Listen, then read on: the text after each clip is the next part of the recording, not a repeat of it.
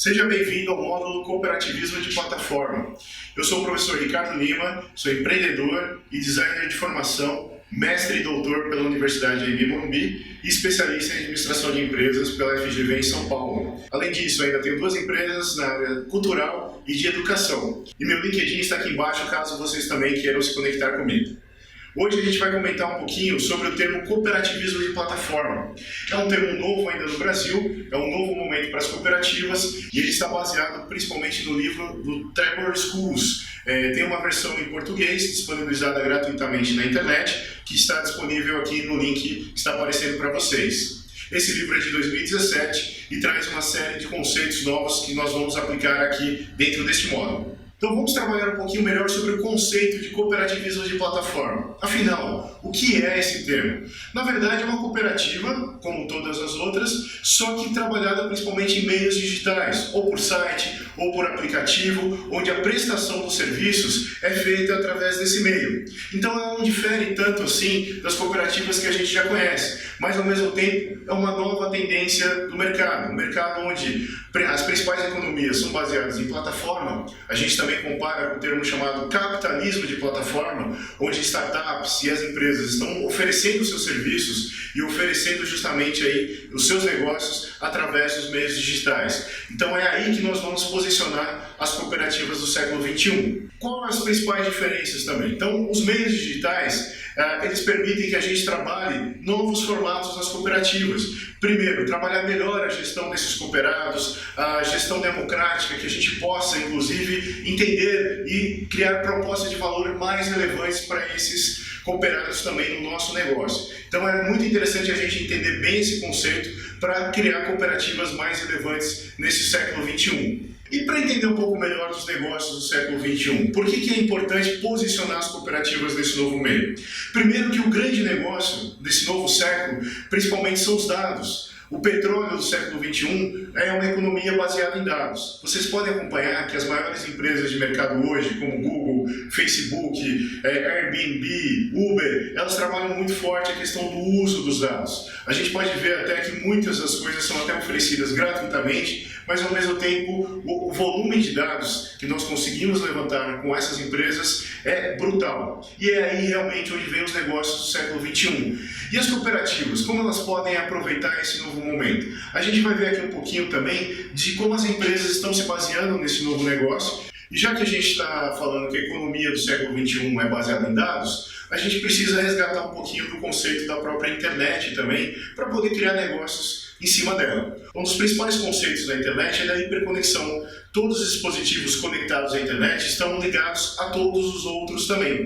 Todo mundo está conectado a todo mundo. Quando a gente pensa que esses dispositivos, na verdade, são pessoas, nós podemos criar negócios conectados a outras pessoas. Isso permite potencializar muito mais e escalar muito mais os nossos negócios de forma global. Então a hiperconexão é um ponto super importante para a gente pensar os negócios. E quem já se beneficiou dessa hiperconexão? Se nós resgatarmos um pouquinho do final do século XX, começo do século XXI, a gente pode resgatar um dos principais softwares criados, chamado Napster. O Napster foi um marco muito importante na internet. Por quê?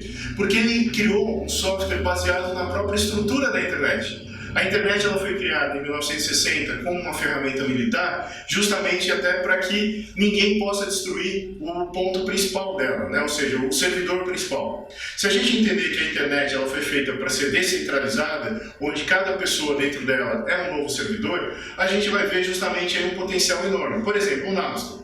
Cada pessoa que instalava esse software virava automaticamente um servidor de conteúdo, né? Ou seja, as pessoas usavam muito para compartilhamento de informações, compartilhamento de música, arquivos, vídeos. Então, cada vez que eu coloco um arquivo dentro do meu computador e nele tem instalado o Napster, automaticamente eu permito compartilhar com terceiros. Então, quanto mais pessoas usam o Napster, mais pessoas estão compartilhando informações. Essa foi a grande virada da internet, na hora que a gente trabalha a internet chamada 2.0, onde, em vez de só consumir conteúdo, eu também passo a fornecer conteúdo para terceiros. E, ao mesmo tempo, de forma descentralizada.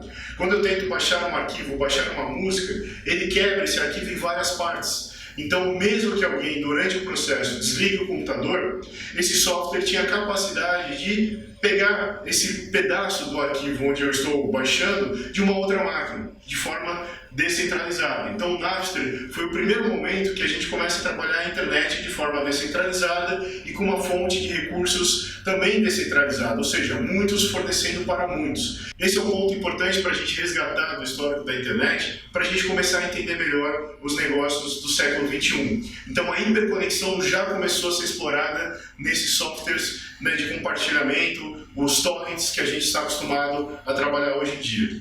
Depois disso, a gente também trabalha muito forte o conceito da internet das comunidades. Então, o que é uma comunidade? Na verdade, é um agrupamento de pessoas que compartilham valores, compartilham justamente normas, para que elas consigam viver e conviver de uma melhor maneira e objetivando aí algo em comum. Se a gente for entender as comunidades, é muito comum as comunidades geográficas, né, em bairros, cidades, locais. E muitas vezes as pessoas participam de comunidades até de forma involuntária. Por exemplo, por eu morar em determinada região, eu automaticamente participo daquela comunidade. Na internet já não é assim. Na internet as comunidades virtuais são muito fortes, mas as pessoas normalmente participam de forma voluntária. Dificilmente alguém participa de uma comunidade na internet que não adere àquelas normas ou não adere àqueles valores. Então, normalmente as comunidades virtuais elas são muito mais fortes até do que as comunidades presenciais. As pessoas entram de forma voluntária. Caso a pessoa não compartilhe os valores ou não queira mais, ela sai daquela comunidade. E por que eu estou trazendo o termo comunidade para vocês? Lembrando, então a gente tem primeiro a hiperconexão na internet e depois o grande objetivo da internet também é trabalhar as comunidades virtuais. Pessoas que se juntam para tentar criar, às vezes, algum bem comum, algum negócio em comum. Então, eu trago aqui o conceito de comunidade para a gente conhecer um pouquinho melhor das empresas também em formato de comunidade. Quais são as grandes comunidades hoje na internet? Se nós, por exemplo, trabalharmos a Wikipedia, é um grande exemplo de comunidade. Uma outra muito forte, até uma comunidade voltada aí, principalmente à criação de um bem comum, é a comunidade da Fundação Mozilla. Vocês já devem ter ouvido falar do Mozilla Firefox, um navegador de internet muito famoso, que superou inclusive o Internet Explorer, criado pela Microsoft. Depois, hoje a gente trabalha o Google Chrome, um dos principais navegadores da internet, mas o Mozilla Firefox ainda é muito forte. E por que a gente traz ele aqui dentro do nosso curso? Porque ele é totalmente construído por uma comunidade. As pessoas são voluntárias, trabalham de forma multidisciplinar, tem voluntários de direito, voluntários de desenvolvimento web, mas todos compartilham a criação de um bem comum, algo que eles possam criar de forma voluntária, mas que seja de benefício a todos que participam dessa comunidade.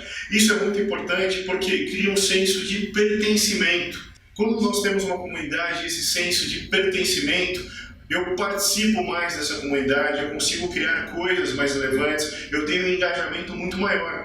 E nós vamos verificar dentro desse curso que isso faz uma diferença brutal nos negócios.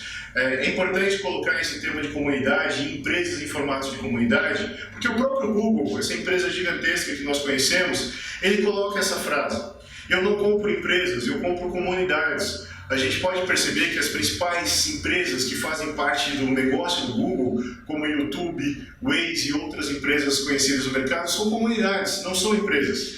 E tem uma grande diferença nesse formato. E por que as comunidades são tão importantes? Porque quando a gente trabalha essas comunidades, elas têm um formato em rede, a gente está falando aí de uma quantidade muito grande de pessoas. Resgatando um pouco os conceitos, como eu venho falando para vocês, tem um filósofo chamado Pierre Levy que traz para nós esses conceitos na internet. O primeiro, como eu falei, é a hiperconexão. O segundo são as comunidades virtuais, mas o grande objetivo maior da rede, o grande objetivo maior da internet é o uso da inteligência coletiva. Então, quando nós trabalhamos com as comunidades virtuais, nós estamos buscando essa inteligência coletiva, ou seja, o conhecimento de cada um dos integrantes, de cada uma dessas pessoas que estão participando dentro do nosso negócio, da nossa rede, da nossa comunidade. Então é muito importante criarmos comunidades fortes, comunidades engajadas, participativas, para conseguir explorar esse conhecimento coletivo. Isso vai fazer uma diferença muito grande nos negócios. Então, quando eu tenho muitas pessoas pensando, colaborando, participando, nós somos muito mais fortes do que o individualismo.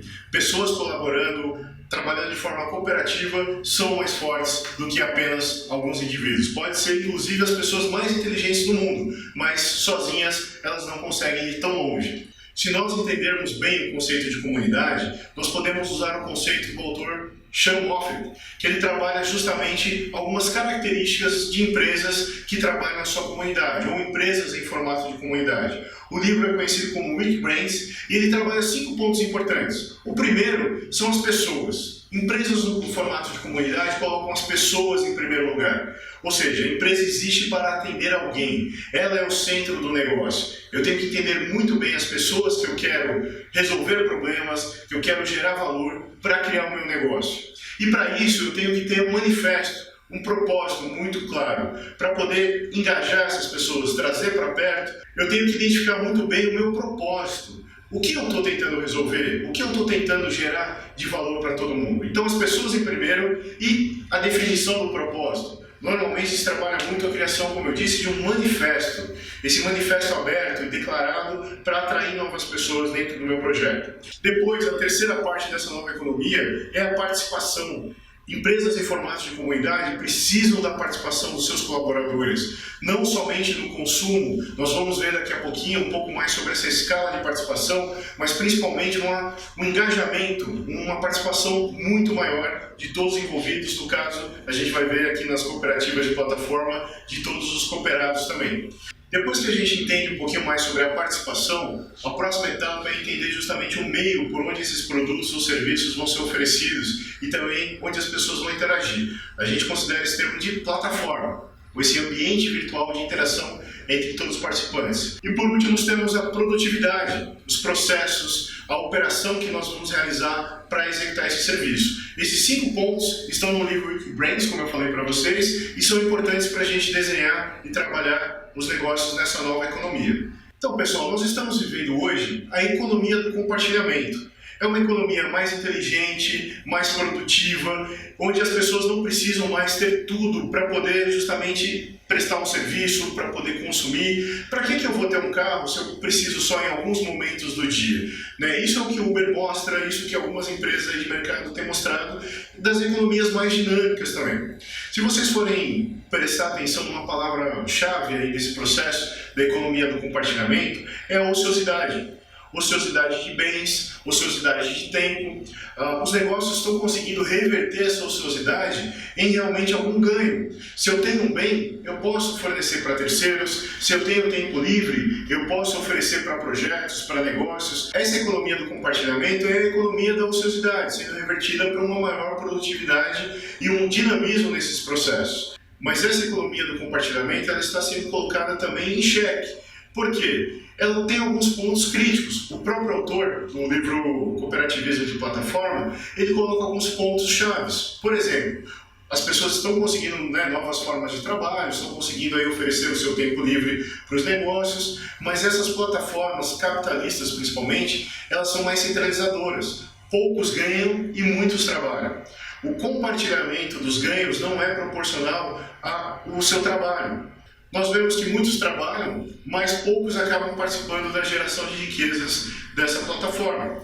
Então esse é um ponto interessante. Será que a economia do compartilhamento é realmente o modelo dos negócios do futuro? Aí que começamos a trabalhar num outro termo, chamado de propriedade coletiva.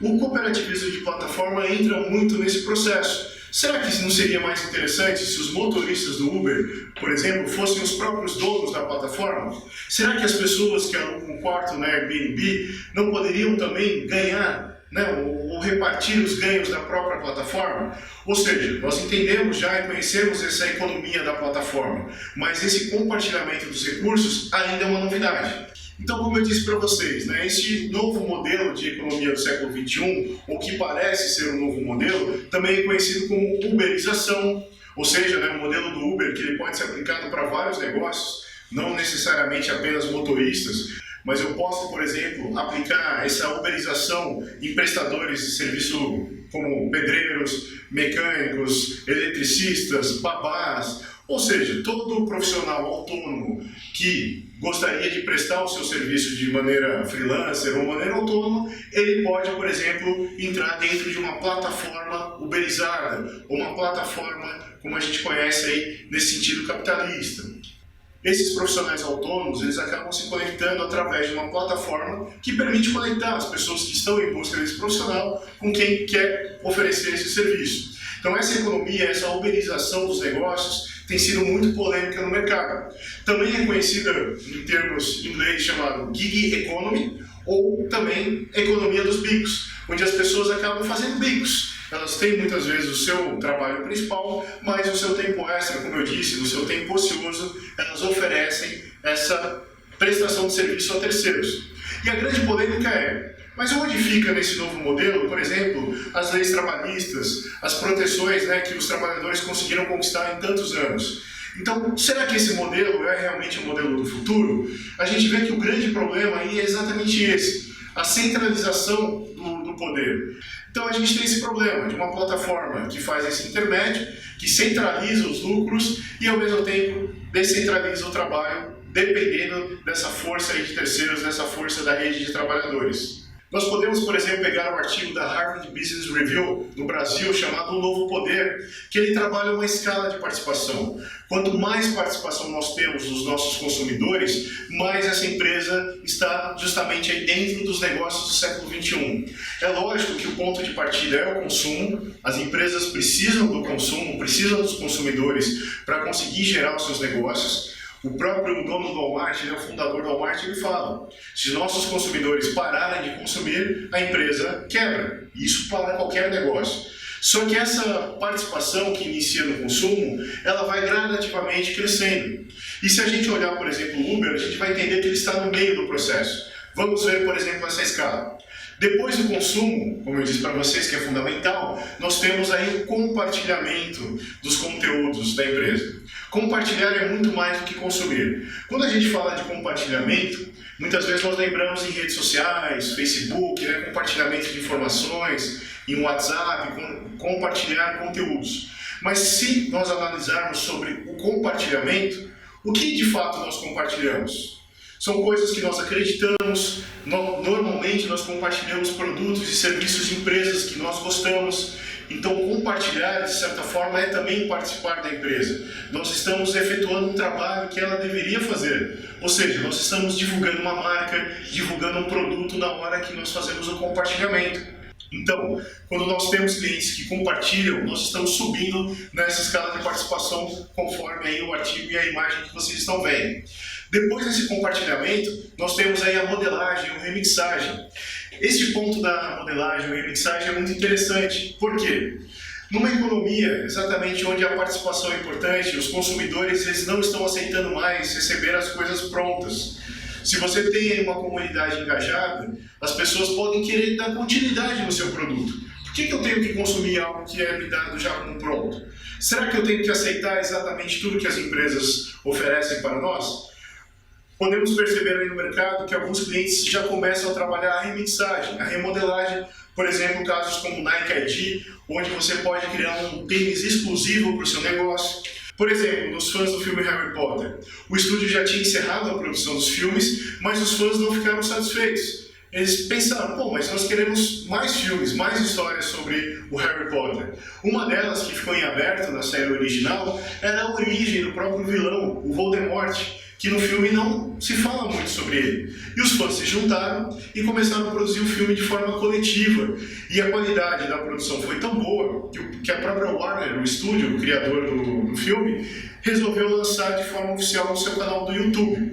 Então nós vamos ver um trechinho desse filme para vocês verem a qualidade, como muitas vezes confunde as pessoas, parecendo um filme, inclusive, feito pelo próprio estúdio.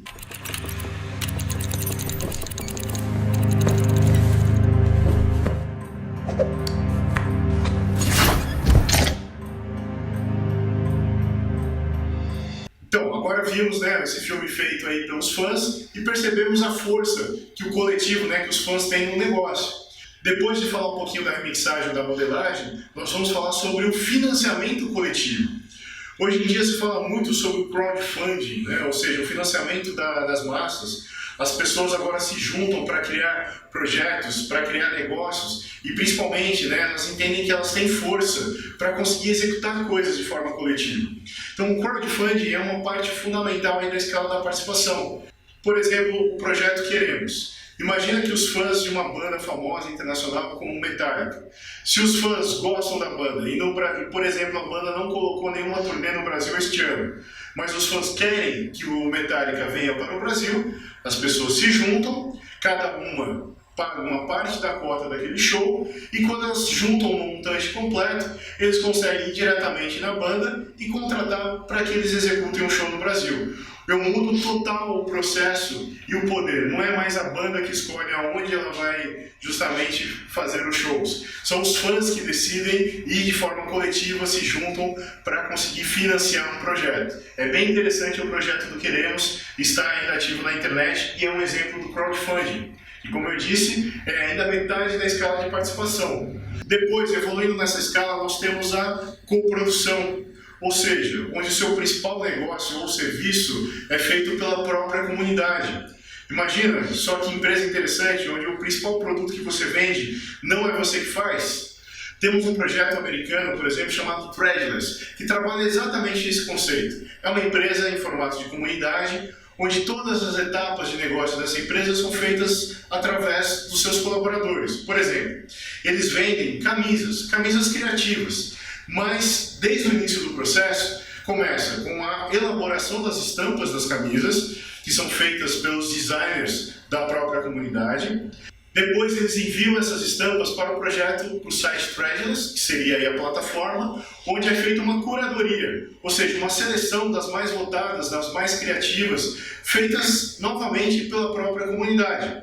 Então a comunidade criou o produto, depois a comunidade fez a curadoria das melhores, e aí o Threadless, o que ele faz? Ele justamente compra essas estampas mais votadas, né, as que a comunidade elegeu como as melhores, e paga e remunera os seus colaboradores. Ou seja, presta atenção, ainda não estamos falando de uma cooperativa, tá? Ele simplesmente compra as estampas desses colaboradores e produz. E para quem que ele vende? Olha só que interessante. Ele vende esse produto para as próprias pessoas que participaram de todo o processo. Ou seja, a comunidade criou as estampas, fez a curadoria e também são os próprios consumidores dessa empresa. Eles mesmos compram as camisetas produzidas. Então é um negócio que toda inovação, toda a produção é feita pela comunidade. É muito interessante e eles estão há mais de 10 anos no mercado aí trabalhando dessa forma. Eles conseguem devolver essa proposta de valor. Mas não é ainda o topo da nossa escala de participação. Voltando aqui na imagem, como eu estou mostrando para vocês, o topo máximo dessa escala é a copropriedade.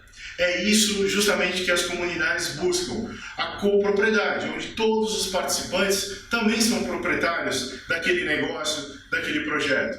Se nós compararmos essa copropriedade, é exatamente o termo chamado cooperativa. Uma cooperativa, os seus membros são donos também. Então nós temos esse conceito de copropriedade nas cooperativas. E é isso que a gente vai trabalhar aqui hoje, sobre as cooperativas de plataforma. Se o Novo Poder e esses negócios estão trabalhando numa plataforma e todas tendem a trabalhar a copropriedade, ou seja, todas estão tendendo a se trabalhar no formato de cooperativa. E aí fica claro a importância de se entender esse novo negócio, esse novo conceito das cooperativas do século XXI. Então, depois que nós entendemos que esse formato de copropriedade é também um formato de cooperativa, nós temos que entender que é uma comunidade que ela precisa ser engajada. Eu preciso ter claro a minha proposta de valor para essa comunidade e preciso engajar essas pessoas. Engajar, por exemplo, meus cooperados também. Uma das estratégias e dos conceitos que estão sendo utilizados para esse engajamento é o conceito da gamificação, ou gamification. Existe um livro que está disponibilizado aqui para vocês também, em português, que ele fala exatamente das características para se criar um negócio gamificado. A gamificação nada mais é do que usar o conceito de jogos nos nossos negócios. Como assim? Por exemplo, cada participante da minha empresa, da minha cooperativa, pode receber pontos pela sua participação, eu posso gerar uma competição saudável entre as pessoas. Nós vemos muito, por exemplo, o uso da gamificação num aplicativo famoso que usa a comunidade na sua criação, que é o Waze. O Waze, quanto mais você utiliza o aplicativo, mais pontos você ganha, você tem o seu perfil, você tem a sua personificação dentro do aplicativo e você vai competindo com as pessoas também. Além do Waze, existe um outro chamado Duolingo, que é um aplicativo de aprender novos idiomas, e eu trabalho isso com gamificação. Eu tenho vida, eu tenho fases, eu tenho competição entre outros alunos também, tudo para engajar as pessoas a participarem mais. Então, para o engajamento, quando eu tenho aí essa escala de participação, a gamificação pode ser uma estratégia bem interessante, mas é importante que as pessoas vejam os outros participantes, vejam o ranking da pontuação, gere desafios, que você consiga aí gerar aí uma participação maior dentro do seu negócio. E aí, voltando ao conceito, afinal, o conceito desse módulo de cooperativismo de plataforma, então nós temos, através do livro que eu passei para vocês, do Trevor Schools, ele coloca 10 princípios do cooperativismo de plataforma. O primeiro é a copropriedade, onde justamente você consiga juntar pessoas e compartilhar essas sobras entre todos os participantes de forma justa. Então, o primeiro princípio é a da copropriedade, como eu venho passando para vocês. Todos devem ser donos, todos devem compartilhar aí os ganhos baseados nos negócios. O segundo princípio é justamente os pagamentos decentes aos colaboradores, aos prestadores de serviço. Nós percebemos que no capitalismo de plataforma, modelo existente hoje, os principais prestadores, os colaboradores, eles ficam com a menor fatia da geração de riquezas dentro do negócio. Então esse é o ponto fundamental do cooperativismo de plataforma. Remunerar as pessoas baseado na sua participação e que os participantes consigam ficar com a maior fatia deste bolo. Outra parte fundamental do cooperativismo de plataforma, e o terceiro princípio, é a transparência. A transparência, na verdade, em qualquer cooperativa é fundamental. Ou seja, os dados eles têm que ser públicos, eles têm que ser abertos, para que todo mundo possa entender o que todo mundo faz, o que a empresa consegue levantar de riqueza. É importante que todos vejam tudo. Transparência é fundamental, e não só nas cooperativas, tá? Na verdade, em qualquer negócio do século XXI. O quarto princípio é a apreciação e o reconhecimento dos participantes. Reconhecer a participação de cada indivíduo. Ou seja, eu até comentei aqui na aula com vocês sobre a gamificação. É importante que eu remunere, que mostre a relevância daquele participante para o negócio, com o seu conhecimento, com a sua mão de obra. Então, cada cooperado dentro desse modelo de plataforma, ele tem que ter essa devolução baseada nas suas atividades. O reconhecimento é fundamental para engajar cada vez mais os cooperados. O quinto princípio é o trabalho codeterminado ou também o uso do co-design ou design colaborativo dentro do processo. Como assim? Na verdade, é você construir essa cooperativa de plataforma desde o princípio com todos os envolvidos ou os principais envolvidos no processo, onde cada ideia, cada pessoa que vai contribuir com esse negócio seja ponto principal, ponto de partida para a criação dessa plataforma cooperativa. Então, ter todos os participantes desde o começo, ou os principais desde o começo dessa cooperativa de plataforma. Como sexto princípio, nós temos a moldura jurídica da cooperativa.